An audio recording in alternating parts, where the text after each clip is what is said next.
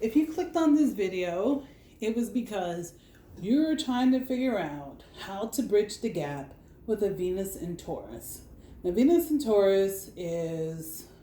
is exalted in Taurus. Taurus is ruled by Venus, blah, blah, blah. You would think that Venus in Taurus is a great placement. I don't believe in bad placements, but you would think that Venus in Taurus is a great placement. Taurus is all about love and partnership, beauty, the five senses, being very sensual. They're about food and relaxation, comfort. But Taurus is also an earth sign. And let's not kid ourselves. Earth signs are all about seeing what they can get out of other people. Earth signs are into tangible things. They want something they can sink their teeth into, something that's going to benefit them in the long run. And what's benefiting them in the long run is placing you in a box, in a particular category that suits their needs. This might not well suit your needs, which is why you're watching this video. So how can you bridge the gap, right? I'm all about bridging the gap with people and being honest about what is actually going on in the situation. And what's actually going on in the situation is you're being used, girl or guy. You're being used, okay? Taurus is known to have harems. What's a harem? A harem is where one person can have multiple people fulfilling one need that benefits them. They're not going to ask one person to fulfill all their needs because they don't think that's ever capable, right? That won't ever happen. Because they're so worldly and they see the beauty in everything, they may see the beauty in like 5 or 6 different women. Now, within these 5 or 6 different women, each woman or person, whatever, I'm speaking from a woman perspective. You're a woman stuck in a Taurus harem. Each woman is providing a service to this man. Some of you may know about each other. Some of you may not. You may think there's only one other person when there could be 3 or 4 more, girl. And each person is providing something to this Venus and Taurus man. And this Venus and Taurus man believes that he is entitled to everything that is coming his way. He is entitled to the benefit you get from Susie May. He's entitled to the benefit he gets from Keisha. He is entitled to the benefit he gets from Lee Ann. Okay? He is entitled. He has a big ego. Now, when I think about Venus and Taurus, to me, Venus and Taurus is nothing more than a Venus and Scorpio that hides behind love, right? Because they're opposites. So when Venus and Scorpio, everybody already knows, Scorpio is about possession.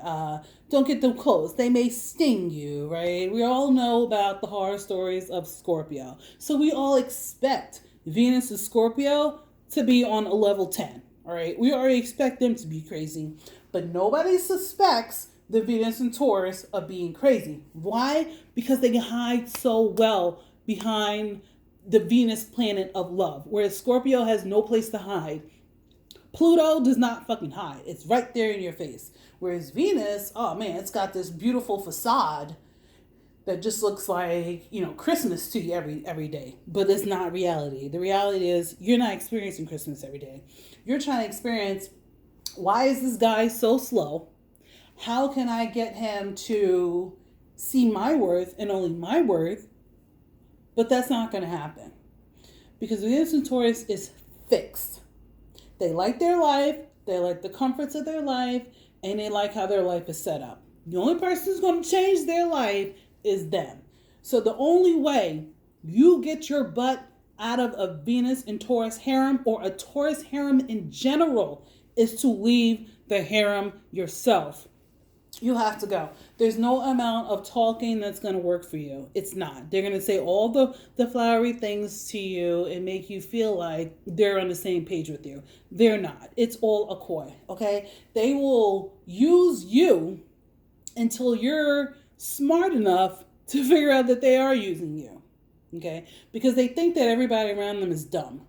when actually I'm not even going to go there. But they think that everybody around them is not as smart as they are, so they feel like they can get away with more things, and they always feel like they can come back, right? Because Venus is fixed in Taurus, which means they're coming back because you are fulfilling something that they want, and that's your place. But it doesn't have to be your place, all right? You can end this harem today, right now. You don't even have to talk to them. Just leave the situation. Leaving the situation is going to do more for you than it is for them. For them, they're like, whatever. They'll go get another person to fill what you didn't want to fulfill right now, right? And so you come crawling back to them. Because a Venus and Taurus man hates chasing. They hate it. They don't like it. Even if they got fire placements everywhere in their chart, they don't like it. It's beneath them. It is because Venus in Taurus is feminine, right? Feminine energy sits back, waits for things to come to them, okay? So this person expects you to always come running back to them, especially if that's been a pattern. If that's been the fixed pattern has already been established in whatever kind of ship you guys got going on. They expect for you to come back to them, groveling on your feet and telling them how much you're sorry for something that they fucking did, okay? Don't go back. Don't grovel. Go forward. That is the only way you stick it to a Venus and Taurus, is to go forward without them. That's it. That's the only way. There is no bridging the gap. If there were even a chance of bridging the gap, they would be acting totally different. Okay? Everybody knows if someone's into you, they're going to act like they don't want to lose you consistently. Venus and Taurus is not going to do that because they've already placed you into your category. And this is where you are, and this is what you're going to do, and this is what you're going to fulfill for them.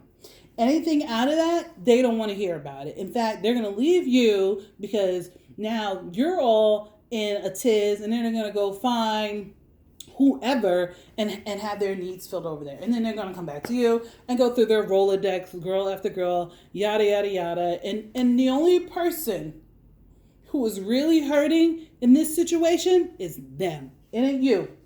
It's them. They don't respect themselves. They don't respect themselves enough to not hurt other people. Okay? If they had any ounce of respect for themselves, they would treat people a lot better. And don't come in the comments talking how this isn't you. Obviously, if the shoe don't fit, don't wear it. But if it fit, wear it. So this is a lesson, you know, if you are stuck in a whatever with a man who has a Venus and Taurus, or a woman who has a Venus and Taurus, and you've been trying, you've been putting in the work, you've been trying to have this other person see your worth, and it's not happening, and you're like, well, why is this so slow? We're on year 6. What is going on? The problem is you haven't caught on to the fact that you're being used. You're being used, okay? And even if you ask them straight out for a relationship, they're going to tell you no. They have no problems rejecting you. They're entitled to the rejection, okay?